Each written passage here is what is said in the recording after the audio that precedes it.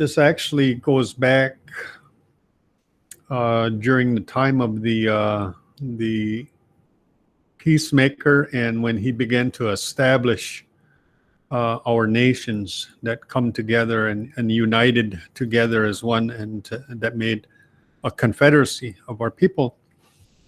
And so during that time, when he set in place for the Oneidas to be in place for their councils, and also for during the time when they have ceremonies. So it was referred to the Wolf Clan, who were regarded as being the fire keepers, and also the understanding is that whenever we come together, they would have that responsibility of opening all of the meetings or whatever gatherings that we would have, and they would do the opening address and giving thanks and gratitude for all of the things. And then so on the other side is the two clans. But in council, it goes as though the Turtle Clan are on the one side of the house as well, and then not too far away would be the Bear Clan. So in relationship to the Wolf Clan and the Turtle Clan, they are regarded as cousins to one another. And then the bears and the turtles are also referred to as cousins to one another. But the only difference is that the Wolf Clan and the Bear Clan, the Wolf Clan are considered to be uncles to the Bear Clan, and they are the nephews. And so that's how that relationship goes. So in regards to that, then the turtle and the bear, they would combine their clans together as when we would have ceremonies. And so that's where all of that kind of comes into, and how they determined that back in that time during the time of the peacemaker. One of the other things that I know a lot of people aren't aware of is that there's actually 9 different families. When we talk about the clans, we say Wolf Clan and we say bears and turtles, but actually there's 3 kinds of wolves, 3 kinds of bears, and 3 kinds of turtles, correct? Mm-hmm. Yes. What are the three different kinds of bears? The 3 bears, there's actually what they call a brown bear, and then there's the black bear, and then the third one is more of a yearling that they refer to as a small bear, or the yearling, and so that's kind of like it can be either or. It can be either black or a brown bear, but he's a yearling. He's just a young cub, I guess, sort of say. So one of the times I heard a couple of times I've heard them refer to it like a cinnamon bear. Is that just because of the color of that? Yeah, it was just the color of their fur at that time. Yeah, yeah. And then the wolves, it was like the gray, the timber, and there's also a smaller red wolf, they call it, or whatever. brush wolf. Yeah, yeah. And then the turtles would be the snapping turtle, The sun turtle, and the what they call a mud turtle. oh yeah. But then in other nations, some other nations, they also use what they refer to as the long-shelled turtle, and it's kind of like a box turtle, or in relationship to a turtle or a woodland turtle. So there's the variances of turtles as well in other nations, Along with like the sandpiper, I guess. Yeah, yeah. Deer, eel, Plover. yeah. Yeah. So they're mostly like in Seneca, right? Yeah, yeah. The snipe, snipe clan. There's also a killdeer, is also in the same relationship to that particular kind of bird clan. Because there was supposed to be what, 3 birds. There was the hawk, hawk, heron, and the snipe. Is there many people, you know many people are still in that Heron? Yeah, there's some Cayugas that are in the Herring clan. Oh, yeah. Yeah, yeah. You don't hear that one too much anymore. No, no. So when we get ready to, after the house has been divided, we say that we're going to look for somebody who's going to be handing out those paddles to each side. So one man for the wolves and one man for the bears and the turtles. And we mentioned that there's a lot of things that we really give thanks to those trees, because there's what, 13 different kinds of trees that we use at that time. Is that like different kinds of oaks, or is it just like Yeah, oak? the different families too. There's 13 distinct families of trees, and they all, like you have different oak trees, but they're all in one family. You have like the birch tree are also in different families as well, and the maple tree. So you have all of these various kinds of trees that are of the same family, just like the pine. There's white pine, red pine, jack pine, and all of these different kind of pine trees. And then so you have all of these various types of trees, but they're within a family of trees that there are. Because one of the things that I think that a lot of people should remember is that when they did this, when they were talking about them varieties of the trees, these are trees that are indigenous more towards like the New York area, and that, correct? More out east. Yeah. There's different kinds of trees that's not out there. Yeah. And same thing out there. So we say that when we're getting ready, there's a part in there once they announce who these men are, but also there's going to be one man from each side that's going to what we say is open it up. Open this up. So one of the words I always heard, like the word I guess I know, is a tinosa. These would be our uncles who are going to open this up. And when they go through, like the way I know, when they go through that speech, it's kind of like a welcoming. It's saying, it's kind of encouraging you to bring those children, to bring your family, because they always say "Tomani Gatni Sangwai," that fire that was made for him, and that's a big thing, right? The fire is like, we explain the symbolism behind that fire, because like we have one on the bears and turtles and one on the wolves. The fire is understood as being life. Life, is how you have, where you have that that life on that side of the house, and you have that life on this side of the house, and that's where the fire is drawn from that. And so it's all in the same context too of each other, where it talks about when you're talking about a person's fire, you're talking about their heart. That's where their fire is, and that's the spark of their life, is their heart.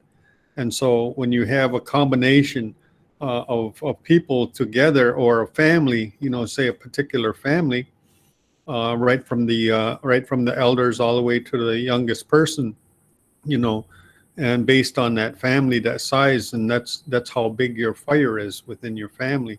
You're all combining your fires together as one. And so that's what the significance of having a fire is, always to be there, and circling around or coming close to that fire, being there, for your families. And that's the significance, how we understand it, of what fire is. So, and another thing that as they're starting out, is that they say, bring your dreams to this fire. How is our dreams significant to all of this, to what we're going through midwinter and that? So all of that again goes back to the stories of what we talk about in the creation story, because that goes back during that time when the guardian of the tree, the celestial tree, as we call it, the tree of life, in the sky world. And so at that time, each time that the guardian of the tree, he would have a dream of some sorts, he would put together a feast, a great feast, and then he would invite all of the universe. I mean, that's how it is understood. Is all of the universe comes together. Every part of that is part of that. They would come together and they would try to guess what kind of dream it is that he had. And then once that dream is guessed, then it is fulfilled. Then they take care of what is needed. But during that time when they're doing the dream guessing, is they would have this great feast and feed all of the participants that would come together. So that that also came down to the earth too, and during that time of creation, that we would do these things as well. Is to our dreams are very significant. It's kind of like it touches on a lot of things that we do or that we go through in life here on earth as well. So that is significant when somebody has a dream, particularly of something that is going to be useful or be helpful, not only to their family but as the community as a whole. And so that is always significant when you have those kinds of things and people have those dreams that is going to be, and you try to fulfill it as best as you can within that. Because we actually seek out people too sometimes when for certain ceremonies like the condolence ceremony, we seek out those people who have maybe had a dream that would be irrelevant and helpful to the days ahead. So our people have always really relied on dreams to help, I guess, us kind of go ahead and to kind of look out for us. They might be warnings, they might be helpful in some way to us. So we've always kind of included dreams in just about everything that we do. So as these two men finish and then they start stirring the ashes, they know they're going through this song. What that song he sings, what does that mean? The song in relationship to when they started, because you're going to have the two people or the two men that are relative to one another, as they say. Ne lonala setsangwi nin hodungo ka ika sayad ne hawanini gane kali sayad hadlana tanje. So the two relatives, they say, is one will have the words or the speech that goes along with it, and then his other relative will then begin the song. And so when they're singing, when the guy is singing the song, he's talking about the road that is ahead of him or the path, and that this is what is taking place. And so as they're going along this path, this is the things that they're going to do, is they're going to stir up these things for the new year. And it's kind of like it's almost in a sense of cultivating the earth for the new year, getting it ready, getting it prepared. And so that's what they're doing. And they're putting it through in a sense. They're putting it through, and also they're using these things, using these paddles for that purpose of turning over the new year for all of the things that are going to be what the speaker mentioned, all of the things that are going to be useful for everyone, for all of the people. That's what we're doing is, and then we're putting we're saying that we're stirring up the earth for the new year, so that they can begin to emerge again, all of the things, all of the plant life or anything that is a part of the earth, that we all share in that responsibility. And so these are the things that it talks about within the song. And this whole the whole stirring ashes, um, that was something that was kind of added later, I guess, from my understanding, when the guy Rio came, Yeah. that this is, and it was the chiefs who originally would stir the ashes, but then eventually it got to where everybody does it now. Right. Right. So the thing is that during that time of Handsome Lake, when the messengers were telling him of the various things that are going to come about, and to relay these things to the people. And those who are regarded as the faith keepers, their responsibility and their role was that they would they would be the ones who are entrusted in the ceremonies that are done throughout the year. And the midwinter and the harvest being two of the bigger ceremonies throughout the year.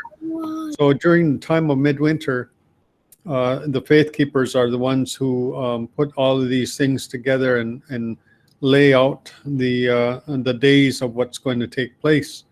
And so at that time, when all of that information was coming about through the messengers to Handsome Lake, as he was telling the people, relating all of these messages, then it was the chiefs that kind of thought about it and said, "Well, what about us? What do we have to give thanks? What is going to be significant to us?"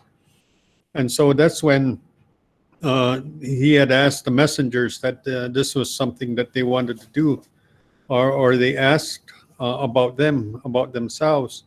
And so the messengers, they come back and they relayed to him to tell them that this is what they're going to do, that they're going to stir the ashes, stir the hearths of all of the fires of the families, so that they can renew, all of their things within their homes and all around them. And so that's the significance of what the chief's role is going to be. And also, as it was referred to as the uncles at that time. So the chiefs are regarded as being the uncles, and so that's where that wording comes into, when they say that they're the ones who will have that responsibility to turn over the earth for the new year.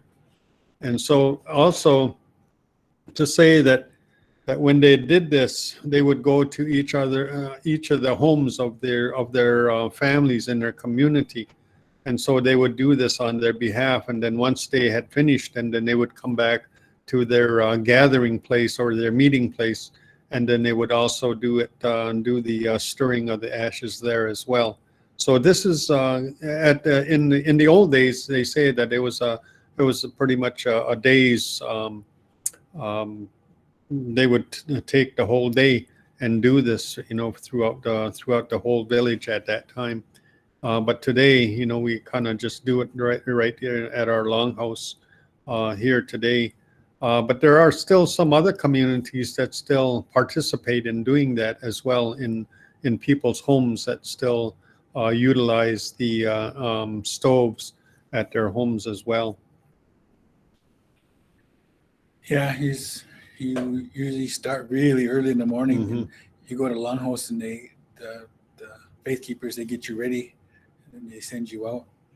But yeah, it's like a whole day going from every house that people that go to your particular Longhouse, going there and inviting them, because they even it gets the speech gets a little different when it's title holders, chiefs or clan mothers or the faith keepers. That speech changes a little bit to remind them of their roles, to helping that out. So when they're doing this too, um, the ashes, we see that quite a bit in our traditions, where the ashes play a big part in things for healing. But Mhm. when we say that when we're stirring the ashes, it's like they're going to kind of go up through this, follow the smoke, but it's gonna kind of cover the Mhm. earth and bless the earth. It's gonna bless all of them Mhm. that it touches. And so again, it's kind of like the significance. What is your understanding of those ashes and it's the cleansing. It's the cleansing of everything for what is coming for the new year. So again, that whole meaning of the ashes, if we can think about it to say that the tree itself produces the wood. We utilize the trees for wood, and then we utilize that into warming our houses and homes. And so from what comes out of that is those ashes. So where it all begins, it's all a whole cycle of things where you have the seed, and that tree grows from that seed, and it roots itself into the earth, and then it makes this tree, and then eventually it gets to a certain point, and then we utilize it for our warmth, and and various other things that we utilize the trees for. And again, that in the speech, it talks about that, where all of that, has responsibility as well. The trees all have a role in the things that they do. Each different tree has Sorry, something my sister significant needs that they, protein. that they add, to our well-being. And so with that, it talks about all of that, and so everything that you can mention, it comes from the earth. And so those ashes are, they become part of that. Again, they, its significance is to renew the earth, and turning over those ashes is like turning over the earth, and because then now there's going to be new growth of trees and all kinds of other things, and all of the medicine plants, the tobacco, the fruits, all of the different kinds of fruits, and grasses and whatever, and medicines, all of these things are all, a part of that, and that's what's going to come about. So those ashes that we utilize, again, coming back to that is a sense of cleansing everything for this new year coming, and also various other things that we use the ashes for too, in doing various things like doing the deer hides, and we do that, use the ashes for that to clean off the hides from the deer.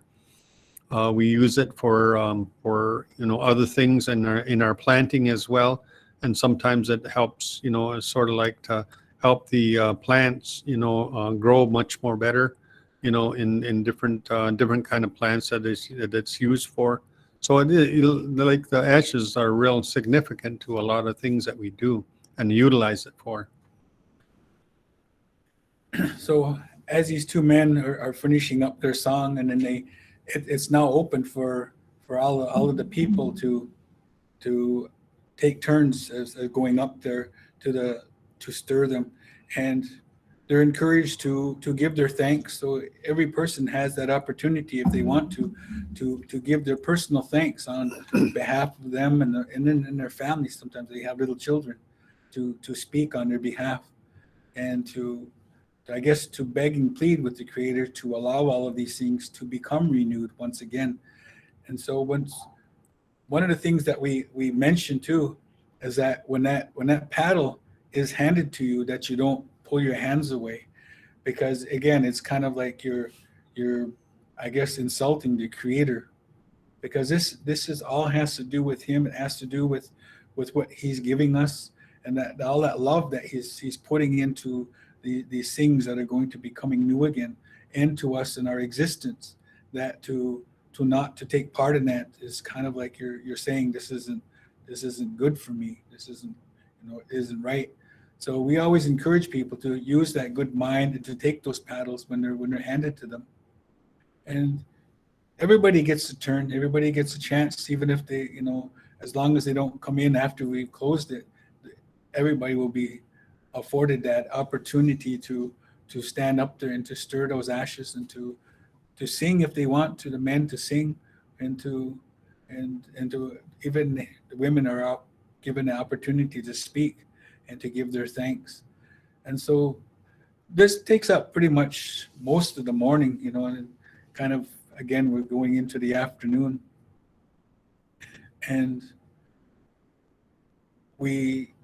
after all the people have gone through, then the faith keepers will be given their opportunity to give their thanks, and to, I guess, almost to promise again to the Creator that they're going to continue on with their responsibilities of keeping up the ceremonies. And this is again their ways of coming together as faith keepers to make that promise even stronger, to keep these ceremonies going, to make, I guess we always say, to make our fire stronger, and to be more beneficial for all our people.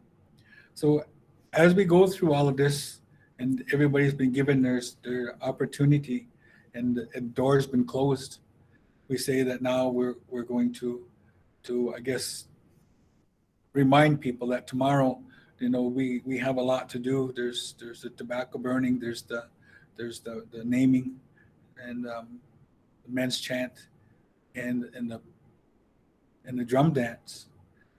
That tomorrow, to be ready to bring your tobacco, to get here kind of early, because they usually tell the people that we should be there early because we have a lot to do, and a lot of times we're going way into the afternoon if we have a lot of names. So to be there early, be prepared. If you're going to be getting a name, to have all that ready, to speak to somebody who is able to help you with the name, or at least point you in the direction of somebody who has a name. But have all this ready before we start in the morning. And we usually tell people, well, we'll start around 7:30, and that's usually the time when our opening starts. And then we go into Gani Konagesto, informing everything that's going to happen.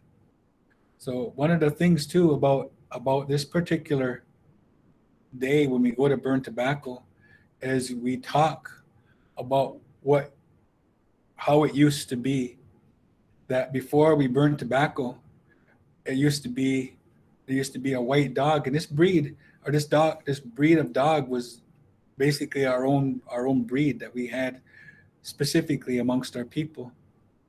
And it was a very special dog that would get selected. He would be white in color, and he would,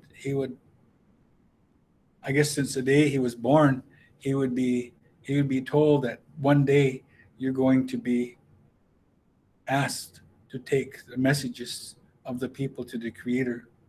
So don't be afraid, and don't have a bad mind, because our people were very close with the animals.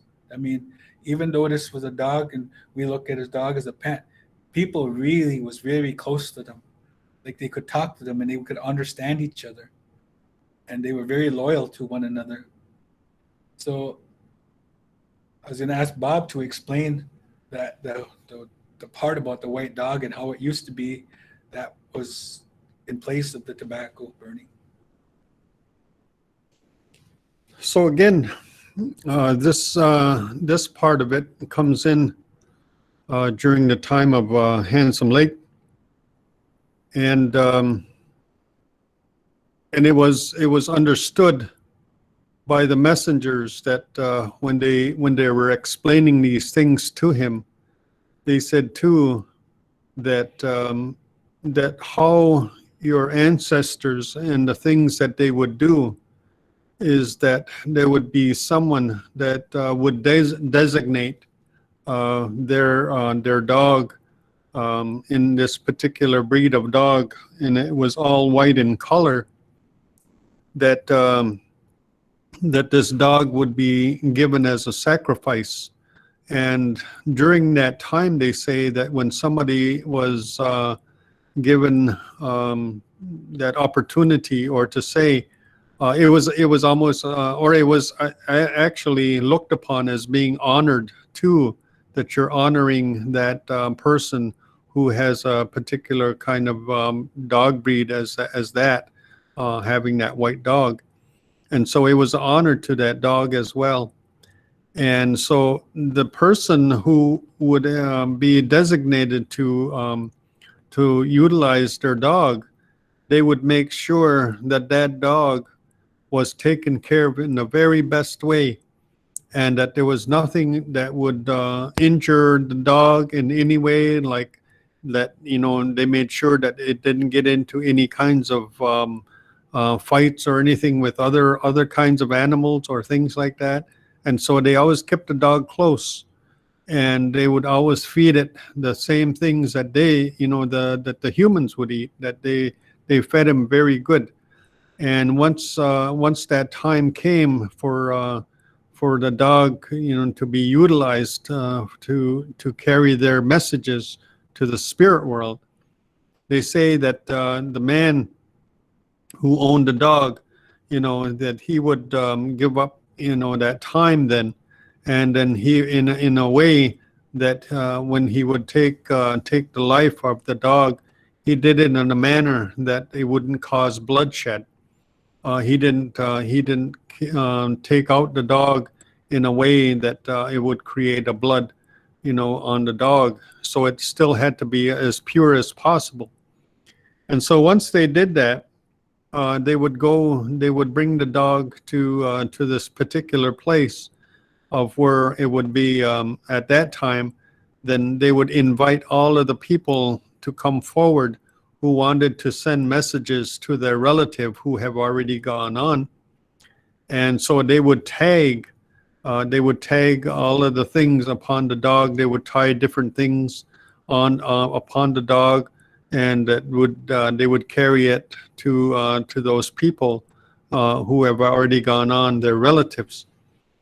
And so at that time, they say that at that time they would designate now an area of where they would do this on behalf of the people and the dog itself. And so they would have a certain kind of a fire as well, and there would be a certain kind of wood that would be utilized for this fire, and not just any kind of wood either, in a sense to say. So they would utilize all of this, and they would put it together. And then once they started it, and then once it was going, it was a good fire that was going, then they would take this dog, and those who are the faith keepers, or the ones who are holding title, they would give their thanks to to the person who designated the dog, and also to the dog itself, and all of the people that attach their messages to the dog, and that the message that he's going to be carrying, to those who have already gone on before them, and that the dog, has that good journey, and arrives to the place of, and begins to search out for all of those various people that have been that have a tag upon that dog. And so they would already give it kind of like the instructions of what it's going to be once it reached the spirit world, the sky world. And so this is what they would say and what they would do.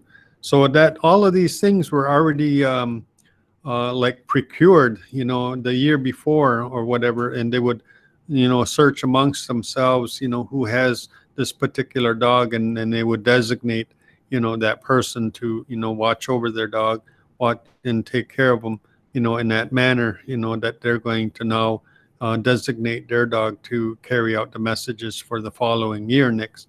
So they always, looked about, amongst themselves who had this particular dog. But now, so now the messengers were saying that all of that now has to be set aside, Lundegas ne ataunji and dwakwi de tunu nenuli waget neji, ne lau ha sagwaya disu lotka lado, ne hoyung kwa unwe, ne lawelu, ne ga ika andwatste, andwali wat nega takwe honjage ne dio kwa damal. So they say that they were going to set aside, doing those kinds of things again, that particular thing.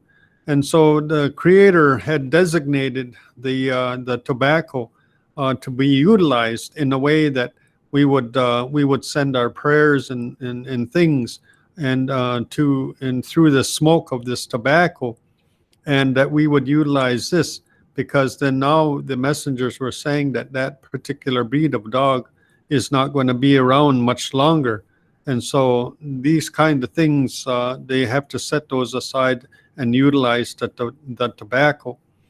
And also, what is going to be significant in doing that is also there's going to be someone that will be designated that will put together a white basket, and this white basket will be in place of that white dog, and the significance of that is that this is what they're going to do as an offering, and utilizing this basket for that purpose, and the tobacco, and sending all of their messages through that smoke of that tobacco. Say, as they say, that ne ngaliyo ngaluhiyaw este wa hakwe ne na hatun de ke na teso. So they say that this tobacco will rise, and it will be a good smoke, and as it pierces the sky, they say that it will reach into the spirit world, and that it will also begin to the messages that were put into it will go all around into the spirit world, and catch upon those who are listening to the words, and it will come to them through that smoke of that tobacco. And this is what the Creator had designated of what the tobacco would be utilized for. And so from that time, that's what was given in place of what used to be, that they're going to set that aside and not do those things any longer, and utilize the white basket as well as the tobacco for this particular ceremony. And that's how that all came about during that time. When we talk about Oyunkuungwi, we know it with the big leaves. Mm-hmm, mm-hmm, But did you ever see the real one? mm-hmm. It's real small. Yeah, It's yeah. it's like the leaves on it are pretty small, so you must have Mm-hmm. to quite a bit for that. But I was like a few years ago, it was probably about the first time I ever seen it. Somebody showed me that it was real small. I was Yeah. like, wow, I was kind of surprised. But I guess the kind that we have now was kind of more like of a hybrid of it, a little bit, I guess. There are still some people that have the what you call the original, I guess, Oyun Kwa Unwei, as the tobacco arrived.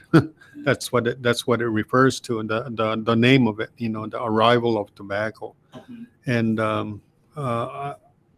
I can say that, honestly say that, I remember seeing that, because my grandma, she grew a lot of that, and that's all she had was, what they say is that original tobacco. Mhm.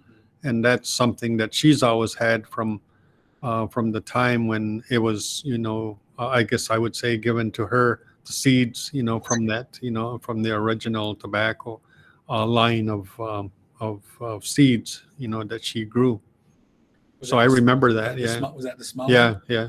Yeah, yeah, because the one that everybody's very familiar with is with the bigger leaves, and I seen it actually out in the woods one time, not here, but they pointed it out to me, and I was really surprised how small that was.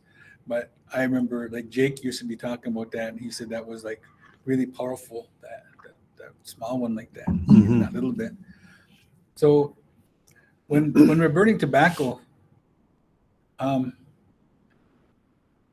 at midwinter time, like we'll do this at midwinter, then we'll do it at harvest time again.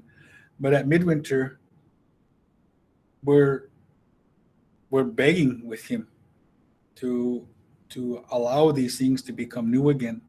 And when he starts, it's basically just kind of like Ganahila Dunks that he's going through, and he's talking at each one how that we are very lucky that we got to see it last year, and it came to be true what we had asked for. But now we're at this point in time where everything needs to start over again. The earth is resting, she's resting, and all of these things are underneath the blanket of snow. But pretty soon the warm winds are going to start to begin to circulate again, and all of these things will start to come back alive again. And it'll be at that time when we'll see these things, and we'll consider ourselves really lucky that these things have begun um, to show themselves again. And I guess, being very close to maple season, that's kind of our first sign that our prayers were answered, that he heard everything we had asked for, that now the warm winds began to circulate, the sap is starting to flow through the trees, and we're going to go outside and we're going to collect that medicine to help our people. So throughout the year, all these different things are going to occur, and to the point, right again, when we get to harvest time, and then at that point, instead of asking the Creator, we're going to be thanking Him. We're going to be thanking all of these things that they came to be. But this is the starting point, like you said. This is where the earth is getting to the point now where it's going to start to wake up. She's going to be coming back more, not stay alive, but it's going to come back, where she's going to be functioning again. She's not going to be resting. So this tobacco burning, as he gets to the end, he talks about the things that he has appointed to help the people, the thunders, the sun, the moon, the stars, and that he had left here, that those good words here to help the people. And then we're thanking the Creator for, and again, begging and pleading with him to allow these things to become renewed. So as our tobacco burning has concluded, we thank that the guy who burned tobacco for his words, and we send that out to all the people, that these are some of the things that we're going to be needing to help us finish getting through the winter, to get through all that hard work of getting the fields ready, and throughout the year of looking after our gardens. We're going to need this strength to keep us going. So we hope that these words that you have heard will carry with you throughout the year. So as we finish with that, to say now that this is, again, we're going back to the four main matters, and that the next thing that would be up would be Aduwa, which is the men's chant. Now, our understanding is that each man, he's received a song here on this earth, and this is his song, and it's kind of like the Creator standing at the very end there, and he's talking to him. He's talking just to him. There's this conversation between these two, even though we can hear it, that these words are more directed towards him. And that the speech that he speaks of, it can encompass his family's health, the things that there's going on, and all the things that they're hoping for in the future. And sometimes people will, a longer speech. Some people are very short with their words, and it's that song that allows the Creator to see how happy we are inside.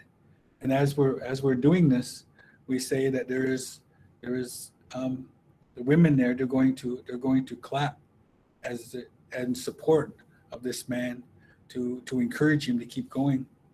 So that's kind of what that is. But before we start, they say we got to look for somebody who is going to open that up.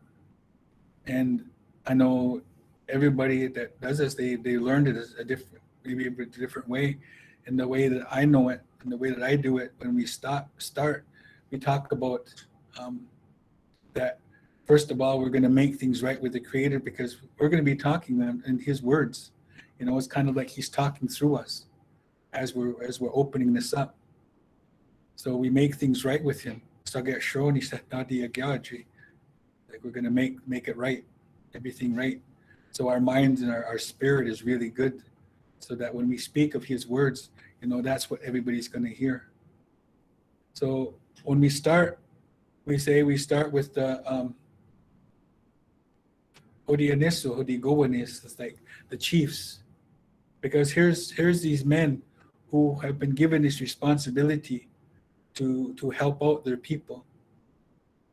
So they're continuously working with them. Like we said before, they're carrying a lot of the things that people are going through. It's kind of sitting on that chief's shoulders. His responsibility is to be there and help them through that. He's always looking out for them. He's, the good and the bad. He's with them all the time. And that's a lot of stress for one man. So we say that this today, that we're going to encourage him and the clan mothers to continue on with that responsibility of looking after the people, that we really appreciate what they do, we understand that it's a long road, and we understand that might get heavy at times. So this is to help them to be strong with their minds, so that they will be able to continually help our people. So then he sings, and when he's singing, he's talking about he's walking along. And that's the creator as he's walking through the earth, and he's noticing all these different things in this particular part. So then the next time he stops, he talks about the faith keepers, that the creator, that he Teacher, them here on this earth, the faith keepers, the males and the females, and the teacher, responsibilities to uphold their ceremonies. And again, that can be very strenuous at time to be there and working through that, working together and making sure everything is ready. So when the people arrive, we can go right into these ceremonies, but they also their part in making sure that these things go on. If it's speaking, if it's dancing, it's singing, whatever needs to be done, that's their responsibility, and that's something they will carry with them for the rest of their life. So we say again, we're giving you this encouragement. We're putting it, we're laying it down for you to take hold of, so that in the days ahead you have the strength to continue to go on. So he sings again, and he's singing, he's walking along. When he stops, he'll talk about what I say is tent scout and the guy the men they don't have any title. Tent scout and the guy the men who don't have any titles as yet, they haven't been appointed yet to anything, but they still have a big responsibility as far as the community, as far as the families. Their job is to look out for them. Their job is to provide for them, and they're constantly working to make sure that their families taken care of in all senses, of housing, of food, medicine, whatever it needs to be done, that he's looking out for his family. So we're giving him encouragement. We're hoping that it's going to be strength, that on this day, this early morning that we come together, we have released that for you to take a hold of. So as the year goes by, that you're carrying that, just carrying that encouragement that we sent to you like a medicine. So as he sings again and he's walking along and he stops, and what I say is Ohadi Seni Owado, this road of names. So this is the part where we're coming to, that there was children that were born into this this world from the last time we got together, and that they're in needing of a name. We say this name, it's really important because it allows all of creation to know who they are. This is kind of like a special feature that you have, that when they say your name, everything knows that it's you. That this name was given to you as you started your life here on this earth. And now we're raising it up for all of creation, for the creator, all creation, all the people to know that name. So it may become a time for boys in the future that maybe they'll take part in the feather dance or the drum dance, or maybe they'll be able to speak. And so we say that name is very important because we'll use that name to kind of like lift them up, so that people know that this is who's going to be doing that. And also too is what they say is they want to get you quickly it's like maybe lacrosse will occupy his mind, because again, that lacrosse was very important to our people, because these are the young men that we relied on when somebody was down, that these young men would play this game and it would entertain us, so that our spirits would be lifted up. And if it's a girl, we say that maybe she'll learn the different medicines. Maybe she'll have that responsibility of going out into the woods and picking those, or maybe she'll learn the different responsibilities of looking after the families. And that one day in the future, when she is able to, she'll bring children into this world, and she'll bring them here to where this fire was made for the creator on these days when our people come together. So those names are very important, and to the fact that we need to carry those, so that creation knows who we are, and if we ever need that, we need our name or need help, that they'll know who to come to. So then when we're done that, after he sings and he turns around, he says, now it's opened up. Then all the different men that are there, they have that opportunity to stand up and to give thanks to their words, and when they sing their song, and then the women are clapping in time and beat with his song, and it's encouraging him. It's like everybody's coming together to help put this part of the ceremony through, that nobody's left out, that we've all got together and put that man's words through to the Creator, so that all of the things that are ahead of us will be able to come true again. So it goes back and forth. Each side will take a turn, and each man will be given that opportunity to speak and to sing to the Creator. And when he's done, we say, now this is when our people will get ready. We'll start getting ready for the naming. So that man who collect tobacco, his responsibility again is to look after those names. So if there's anybody who has a name that needs to be put up, that they go to him and tell him. And when it's time, he'll get everything ready. He'll be the one responsible to standing those people up there. So this usually kind of takes a little while to get all organized, and we kind of patiently wait, and people are talking and visiting and laughing, and and kind of really keeping the energy up high, so you can just feel the joy that's in there. But when it comes time to start, they'll stand the people that are going to get their name by their stove. So if it's the Wolf Clan, they'll be on the west stove, and Bears and Turtles, they'll be on the east. But it's always the opposite clan that takes that responsibility of talking to them. I was going to ask Bob if he can explain how that is. It's almost like what you would say, your relative on the other side speaking on your behalf, and you're doing that in that way, that you're giving honor of elevating their name. And that's what it means to ayitisa nagala dade ne ga ikan ne jitnate ne wayitisa nu ga ikawah nislade ne gwi ga ikan ayitisa nagala dade. So to say that this is the name that they're going to be addressed to, and we say that we elevate their name, and in giving that in giving it that sense, as Sonny was explaining, that you're going from one end of the earth to the other, and you're announcing that name to all of creation, all of everything that is around. And so because that name is going to be is going to touch upon something that is going to be significant in that person's life, as that name is being elevated. Maybe perhaps they might reach a place, maybe not necessarily in this area, but along their travels, they'll come across something, and they'll announce their name, that this is who they are, and that particular thing, whether it's a plant or a place or whatever it might be, will know that they heard that name before, and that this is who they are, and will give acknowledgement to that person, that they are there, and that there was a time when they said that they would acknowledge these names of what we have.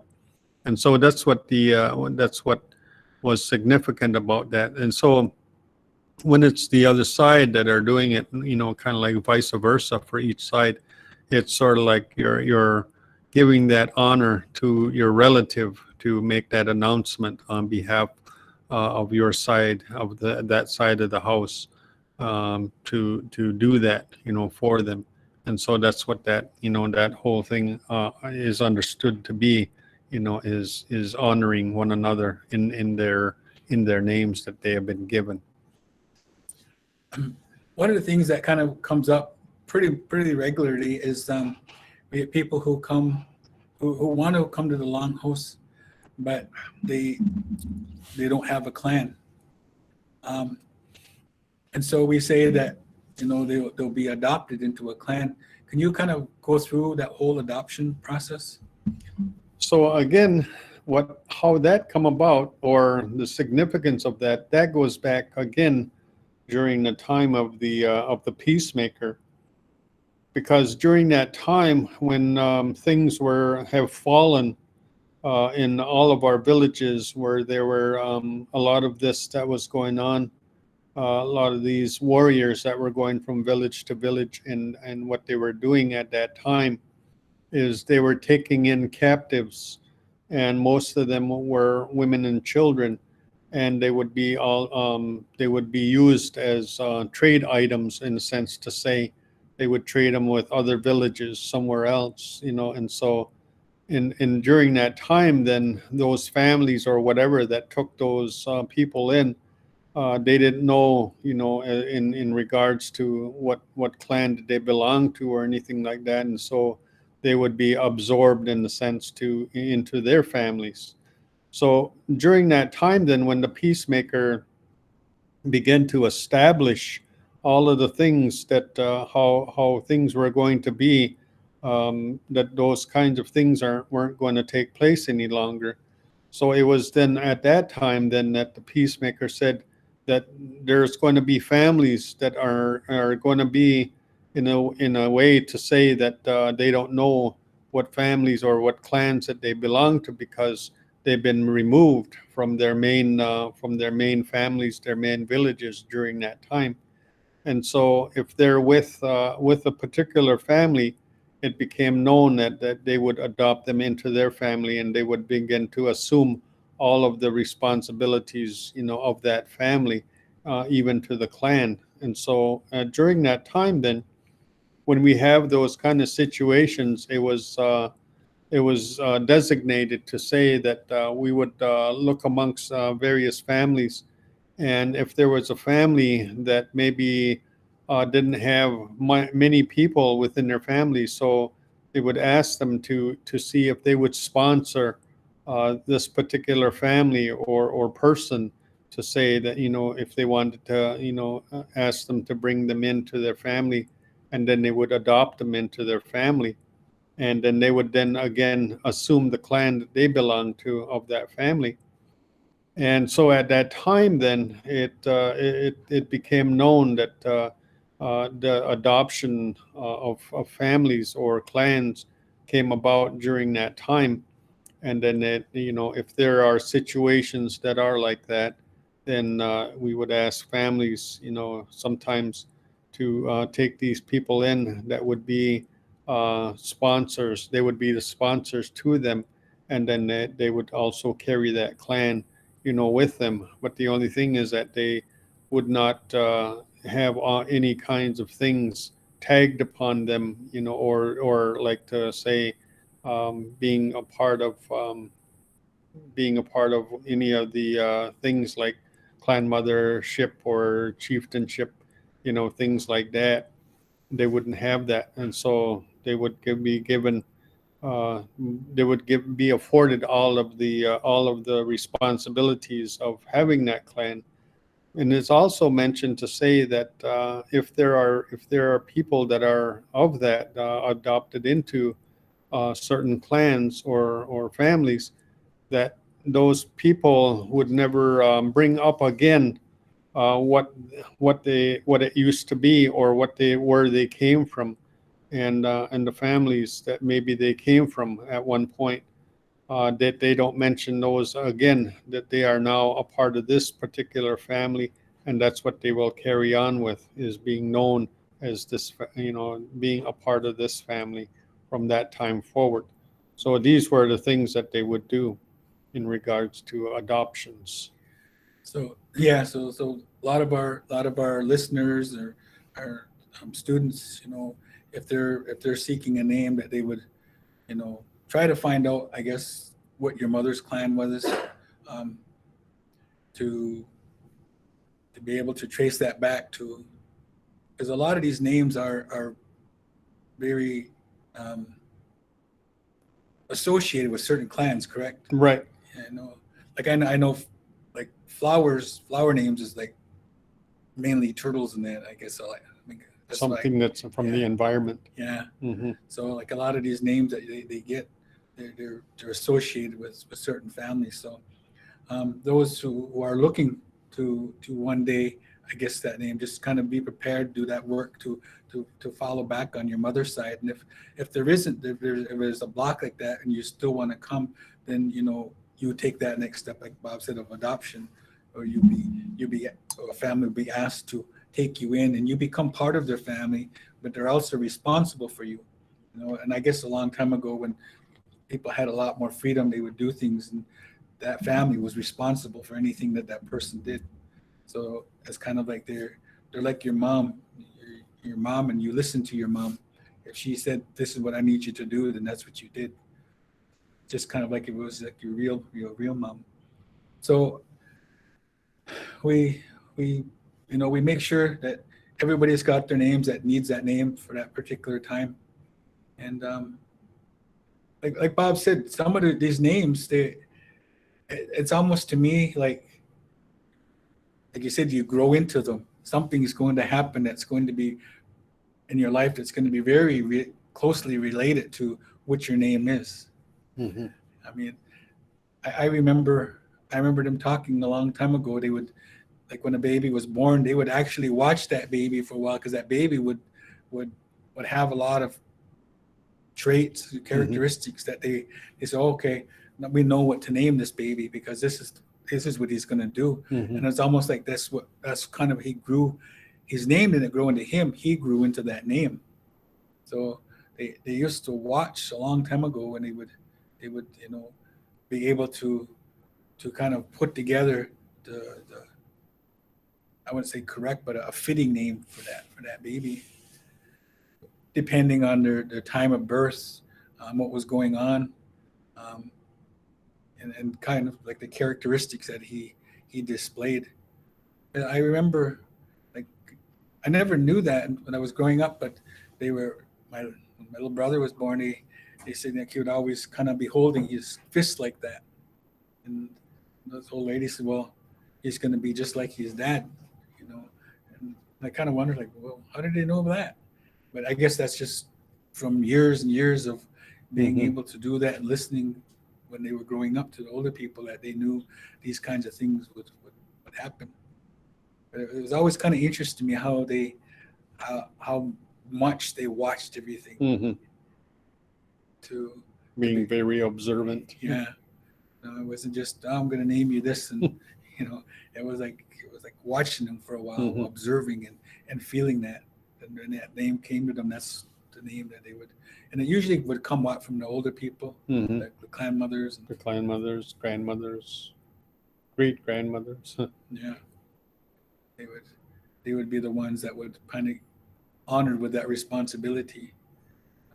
Most days, it's like nowadays, it's the parents who give them that name, but in our ways, it was the older people, because they Hmm. were able to see Yeah. a lot further. Sometimes too, somebody will remember,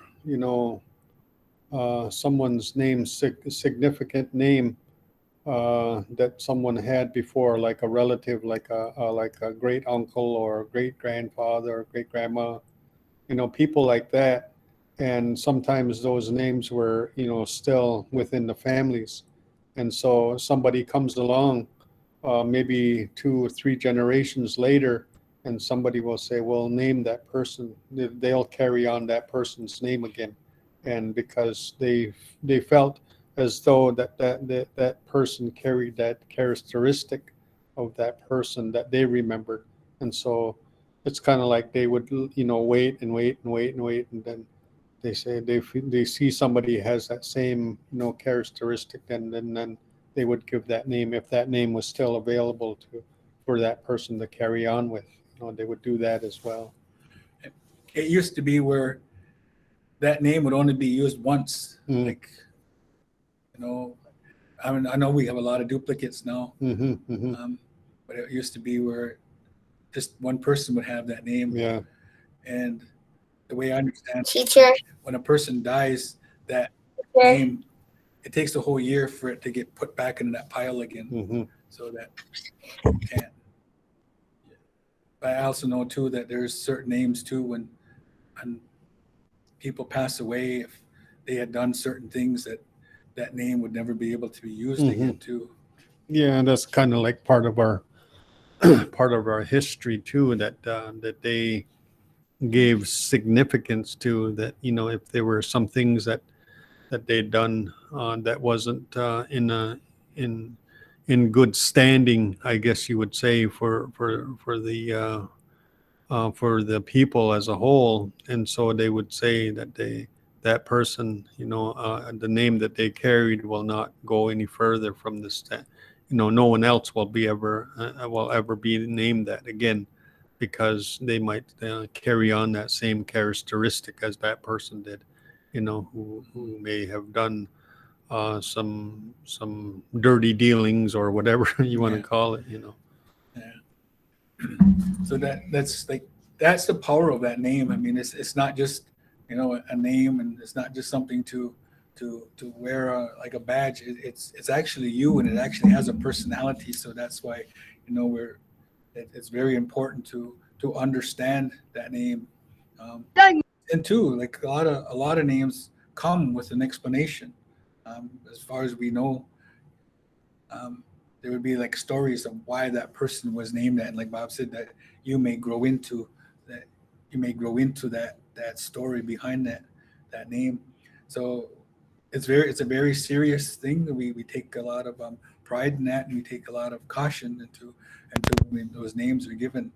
Um, there's like, I know when a lot of people go to Bob and ask for a name, he's asking, well, what do you like to do? When were you born? What type of year were you born? What do you like to do? He gets to know them people before he says, okay, this is what the name I'm going to give you, because that name is going to reflect that person and their personality. So um, when all of that is done in the adoptions, if there was any adoptions, and that we say that now, we'll put aside some time if anybody has to renew some of their friendships. And again, friendships will go back to that time of Scunnit DeLeo, when he was receiving the messages. Can you explain that part for them? Well, for the friendships, it talks about where in one instance the messengers ask him to look upon a particular area or whatever. Sure. And in this one instance, he says that there's this little girl, and she seems to be kind of like real tired, and kind of she looks like she's lazy, but she's not really lazy to say. And then but she's just kind of like moping around. But as time goes on, there's another little girl that comes into the picture, and all of a sudden that girl that was moping around, all of a sudden she lightens up, and she gets real happy, and she becomes real joyful again. And then so the two little girls, they're playing around with one another and having a good time. And but then now the mother of that little girl, she's ready to go back to her village or back to her community again. And then so that friendship of that girl, they kind of separate their ways, and she leaves and goes back with her mother again. And then again, that little girl who looked like she was moping around starts doing the same thing. And so the mother, she becomes concerned about this and wonders why that is. Why is she like that? And so they say that what she did then was then go to a person who was regarded as a seer. And when they went to go check things out, they said to watch. This is there somebody that kind of comes around, and that like once that person comes around, that all of a sudden she becomes lively again, and then she perks up, And so the mother of the girl, she says, yeah, I think there is somebody that that is that comes around, and she feels that way. So the seer then tells her, invite that person to come over and bring that other girl. And if it happens to be that that's what it is, then this is what you need to do: is ask the mother if she would consider her daughter and your daughter to become friends. And so they did. And so from that time forward, it was the understanding that they would have this friendship, and then the seer person then began to put out all of the things of what they would do for one another. That they would always make things. They would gift each other with certain things, and to what they say is what they would bind their spirits together by these items. And so it would become where the significance of that would be like that, as if they were sisters. And being sisters, they also had the abilities to help one another in whatever things that they're going through. And if there's encouragement that is needed, then she would rely upon her sister to help her with that, and to give her encouraging words and other things. And perhaps maybe sometimes she's going astray of some things, and then so the other sister, her friend, would come in and then kind of help, bring her back on the right path again of things, and help her in her life, and make sure that those kinds of things don't come into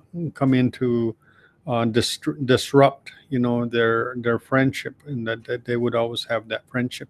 So that's where that comes into how that all happened, and how it was explained to Scandalio, and to relate this back to the people, that this is, sometimes you're going to see these kind of situations. And and and it's not just, it's just not just the little girls. It can be the boys as well, or it can be an uncle to a niece, or in those different instances, where somebody don't feel well, or they're feeling lonely, or they're feeling in a way where they things just don't matter anymore. But once somebody comes around, and all of a sudden they feel they're lively again, and all perked up about things, and and they're happy again. So that person would have that significance of being putting together this friendship between one another. And again, like I said, what binds that friendship is the things that they trade with each other, and they gift each other with these things, and that's what binds them together in through their friendship. And sometimes we have people who renew their friendships, and again, it's like friendship. This friendship is a medicine, and it's not something we can just say, well, you two are going to be friends. It's something that's been seen, and because one of them, like Bob said, is either sick, or things that are going on in their life, and it's causing them to it's causing like problems with their health or with their mind. But this friend comes along and helps them, and then their life kind of comes back to regular again. So like I said, it's a medicine. It's not something, again, we don't just put people together and say you will be friends. It's something that's usually seen or a dream. Again, we go back to those dreams of if somebody having 3 dreams in a row, then that's kind of what it has to be. So when that's done, the same man who opened it up and stopped those 4 times, he's going to do the same thing, but only this time when he speaks, he's going to say, now we have released it, the encouragement, and we hope that this is going to be something that will strengthen you in the days ahead. So he goes through all of that again, and then it's closed. So we give thanks for all of the things, people and the help that the men gave with the singing, and the women the clapping, and all the names that we heard today. And we encourage the people to, whenever they see these ones that receive the names in the community, to use that name, because this is who they are. So we say now that we've done that. We've done that part of Kaye Niyotlewage. We're ready for the third thing. For the third thing that the Creator gave us was the drum dance. And when He said that we would use this at certain times of the year to speak to the Creator, and we would need some people that would help this particular ceremony. We'd need somebody to sing. We need somebody to dance. We need somebody to speak and somebody to holler to start the dances. So we say now that we're ready, we're going to look around. So we give each side an opportunity to look around to fill these opportunities, fill these responsibilities.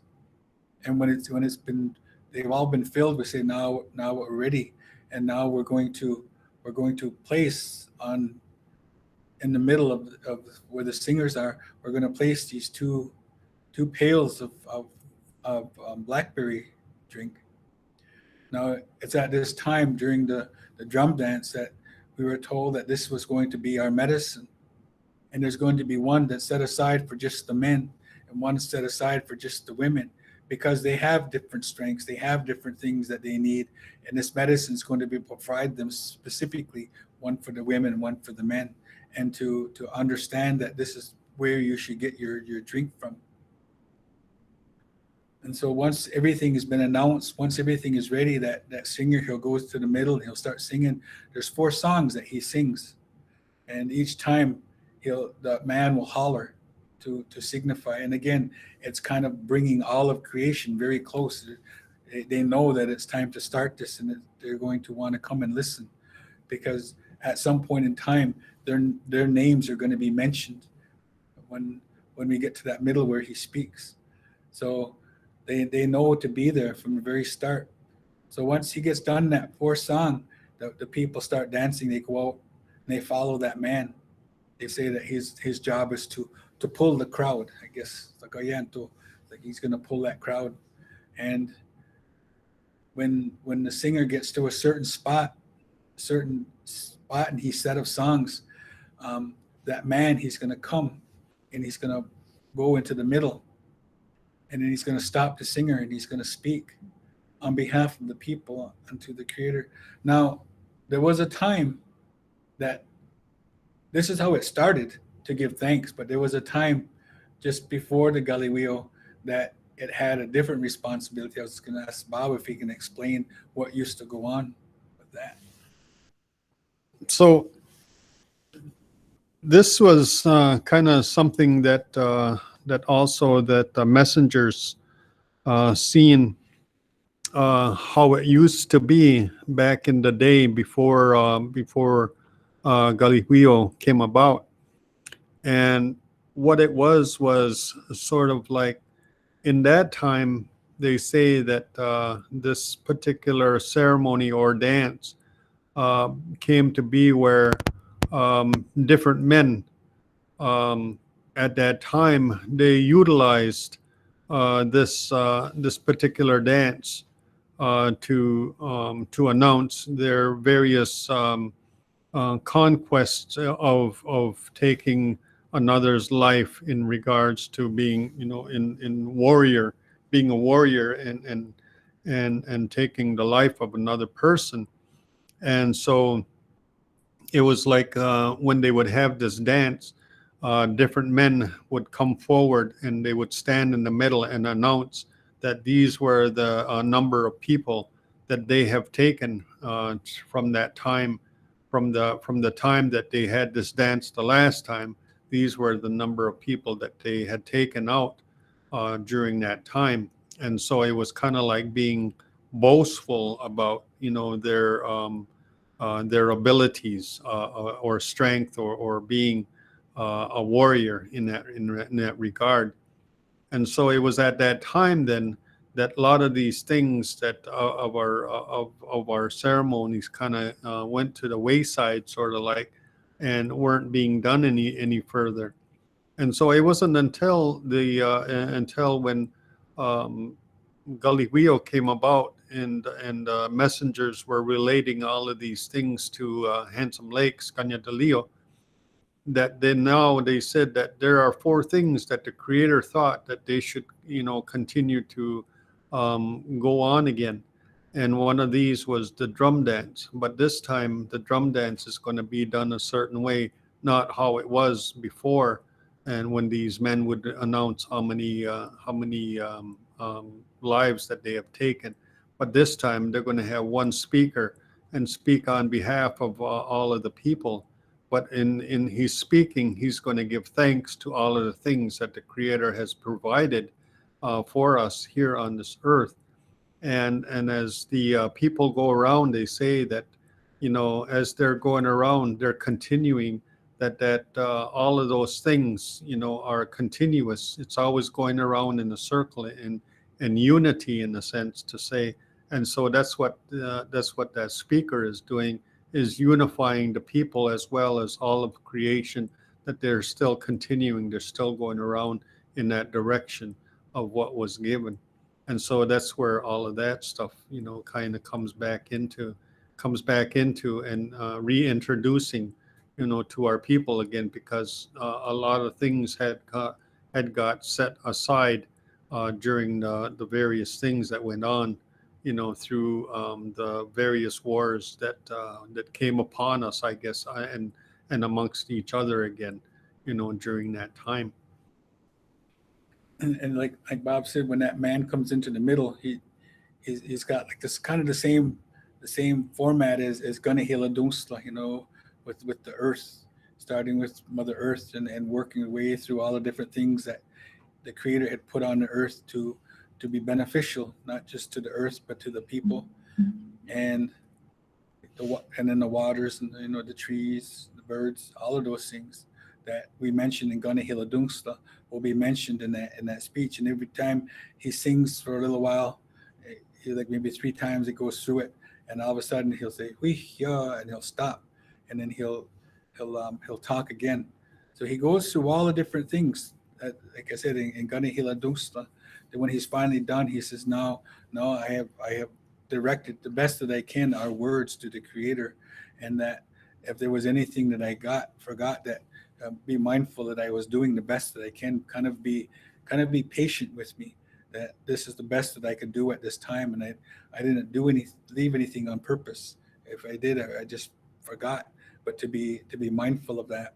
So when he's done, he just the singer just starts right back. He doesn't sing the first 4 songs, but he just goes right back into it, and he's singing until he gets about halfway again, and then that's when the dance will be done. So we give thanks. We give thanks to everybody who participated. We give thanks to the people for helping out. That this was a great thing that we had got done today. We kind of go back. We started in the morning where we burnt tobacco. We had put through the men's chant. We had raised the names and had renewed some of the medicines. But now also we had begged and pleaded with the Creator to allow the things to become new again. And so now that we have finished for the day, we say that we'll announce what's going to happen tomorrow. So we kind of already went through that before, when this is where they would talk about the different responsibilities that it's going to become for the Peachstone game. So that'll be tomorrow. But they just kind of mentioned that, and they kind of set everything up. They make sure that the man who's going to look after pick up the beans, the woman who's going to hold them, the man who's going to go out into the community to go from place to place and pick up the articles that people will put in there. We mentioned that these are the things that you can bet: wampum, your native clothing, turtle rattle and lacrosse sticks, and then things that you can't bet is something totally red, something totally black, or something that's shiny, and that's not to put in something that you're going to discard anyways. It's got to be something of great treasure to you. So we kind of go through all of that, of how the game's played a little bit, and then we say that we'll come back tomorrow and we'll start once the men have put everything together to tie it and bind it together. So then we do the closing. And then again, the people eat. I was going to ask Bob if he can explain the significance of the eating, and how that relates to everything that we're doing. I think that's the biggest part of everything, is that when we do something like that's significant in ceremonies or whatever, again, that that all relates back to the time of the peacemaker, when we make something, when we bring our people together, we always feed each other, and and these foods are sort of like a medicine to us, and it helps feed our spirit, and strengthens us, and that's the whole significance of that, when we have that time, and we come together and we eat, with one another, and visiting with each other, and all of these things all combined, that helps strengthen, the things that we're doing, as we continue on. So that kind of concludes that third day, um, and we would kind of remind people this is when we're probably going to start around this time to try and have everything ready. We also encourage people, if they don't stop by your house, to bring it to the longhouse. Don't be mad about it. Just because we are encouraging that good energy to be part of this part of the ceremony, because it's still we're giving thanks to the Creator. We're acknowledging Him. We appreciate everything, the love that He's giving to the people and to what we're doing, and the attention that that He's given to us at this time, and to kind of remind us to kind of continue to carry that good mind with us throughout the days as we go through our ceremonies and even afterwards. So we're finished for today. The fourth day, that again the peace stone will be tomorrow. We encourage you all to go to these, to listen to them.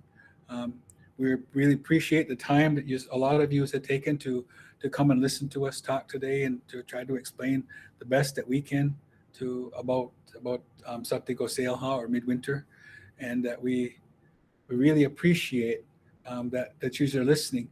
As like me and Bob have grown up, we were always told that this was going to be you someday. You're going to be standing up here and explaining to people. You're going to be talking on their behalf, and to listen very, very closely. Try to understand the reasons why we're doing that, as well as understanding and using the language. But it's just important too to understand why we do these things. So we really send out a lot of encouragement to a lot of you, and we really appreciate the time that you're taking these last few days to listen to these teachings. And we say we put them here for everybody to use, because they belong to all of us. Now, they don't belong just to the longhouse, that's where we do them, but they belong to the people. This is something that, as we were growing up, we said that this will be the thing that when we get to that point where we're going to be leaving our knowledge, we leave it here for all of the children, and even the grandchildren that will be coming, to be able to pick that knowledge up and to carry it forward. So we thank you for coming today, and we really send out all the good thoughts to you. We hope that you've learned something today. Donnie. No.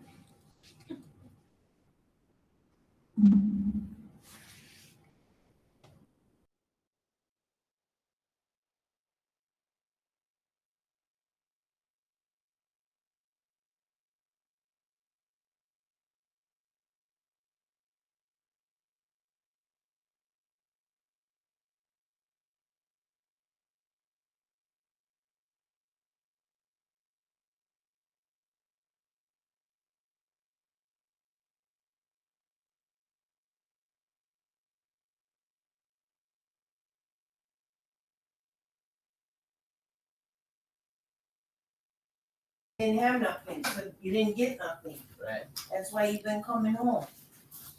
Staying home. Are y'all just sitting here, or is it me? Is it me, or is it 3 cameras all off? Now 4. Are you touching? No. Maybe it's done. I don't know. We're finished. You can hang up now. Okay. Renewal. Renewal. Hang up, people. Time to go. Ta-ta. Bye. Renewal. Hang up. I'm waiting for you to hang up.